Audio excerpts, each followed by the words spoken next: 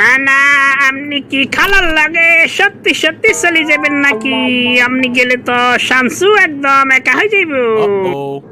আপনার জন্য তো সবাই কত সুন্দর একদম মিলিমিশি থাকে, আপনি গেলে তো সবাই কষ্ট পাইব। বাজে কথা কইও না মাখন মিয়া। এই বুড়া বয়সে আমি আবার বিদেশ যাইব কি জন্য? যাওয়ার হইলে তো অনেক আগে চলে যেতাম। আমার শামসু হইলো আমার মেলা আদরের নাতি। আরে সারি আমি তো থাকতে পারবো না।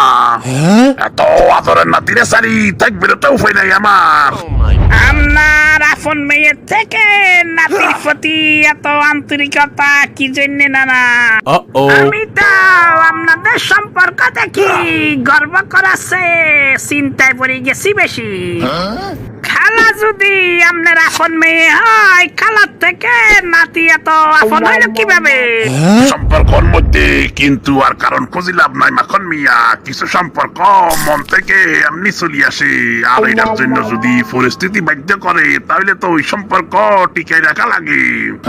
আমিও আমার নাতির লগে পরিস্থিতির কারণে সম্পর্ক এখন মন থেকে তৈরি করে নিছি, আর এটা আজীবন থাকবো।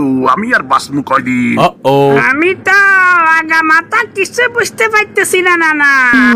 এই পরিস্থিতির জন্য আমাদের সম্পর্ক তো গভীর হয়ে গেছে। ওইটা মেলা ইতিহাস মাখন মিয়া।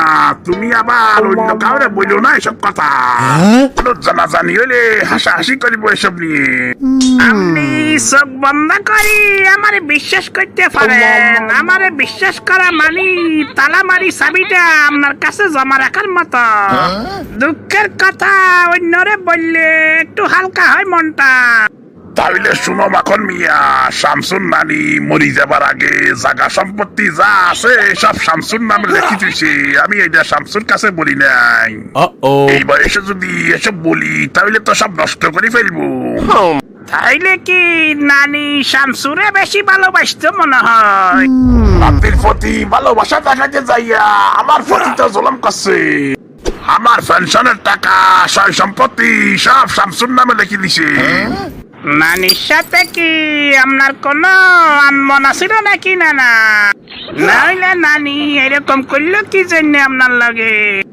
আনমন কেন থাকবো মাখন মিয়া?